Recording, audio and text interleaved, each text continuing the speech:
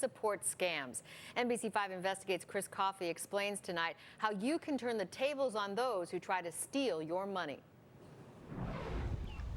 For grandparents Mac and Sharon Estes, turning on the laptop is about checking emails or planning vacations. But the couple says they were left shaken and nervous after receiving a troubling phone call about their computer. I didn't sleep all night. It was a horrible, unnerving experience.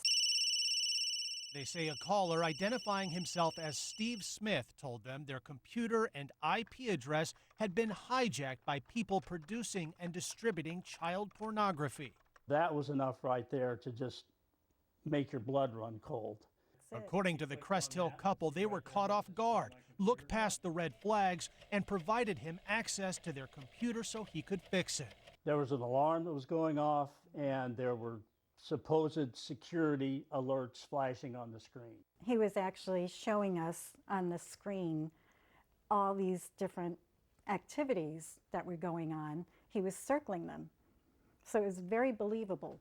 Mac and Sharon gave the caller $900 for the repair work, but they said it turns out he used the couple's own computer software to dupe them into believing he was fixing their laptop. In reality, they say he was installing malware to cause more havoc. We've just been very cleverly scammed. The Esteses are not alone. In fact, the Federal Trade Commission received 143,000 complaints about tech support scams last year and say consumers lost $55 million. But the next time someone robocalls you with a computer warning, you can be prepared. If they call you, make sure you email them. Call them back. If you just hang up, a lot of times you can keep yourself safe. Rachel Toback of Social Proof Security teaches consumers and companies how not to fall victim to cyber scams. She urges consumers to be politely paranoid when confronted over the phone. It's really simple, right? You don't have to be rude, you don't have to be unkind, but you can still shut that individual down, and maybe they're real, and then you'll just give them a call back. Fortunately, Mac and Sharon's bank stopped their payment before the man who called himself Steve Smith could cash it. They also closed the account, and the couple had their laptop professionally wiped clean. I spent days thinking he was going to call or show up at our house because he had our address. If you received a similar tech support call and handed over your money, you can still report it to the FTC and the Attorney General. We have links on the NBC Chicago app. Chris Coffey, NBC5 Investigate. The Bulls, who are the youngest team in the league, came into tonight's NBA draft in Brooklyn looking for a new young point guard to add to their roster. But when Atlanta and Minnesota both traded up to the 4th and 6th spots, respectively, earlier this evening, Bulls fans wondered what it meant for their team. Here's what happened.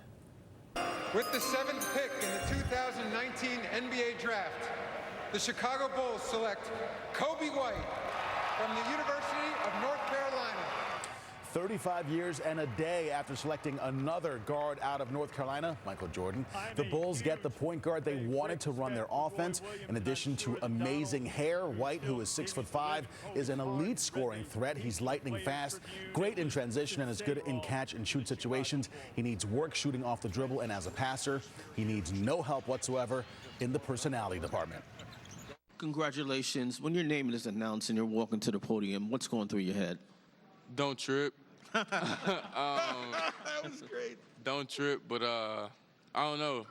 You get a rush of feelings and emotions that I feel like that you really can't describe because you work so hard for this your whole life.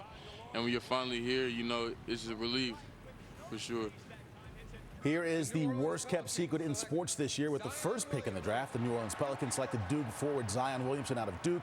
The explosive college player of the year as a freshman this past season is viewed by many as a transcendent future superstar. Well, a few seconds ago, we showed you the funny side of new Bulls point guard Kobe White. Here is the serious side. Now 19, White lost his father to liver cancer when he was 17, and tonight his dad was at the top of his mind. Yeah, he's been on my mind all day. It's hard for me, you know, right now. I'm excited, but it's also hard for me because I would give anything to have him here with me tonight and let him see me watch across the stage. But you know, I just gotta enjoy the moment. You know, my family's here. You know, a lot of people came to see me, so you know, it's great from that aspect. You know, I have such a supporting, you know, base. So I mean, just gotta keep moving. Very touching.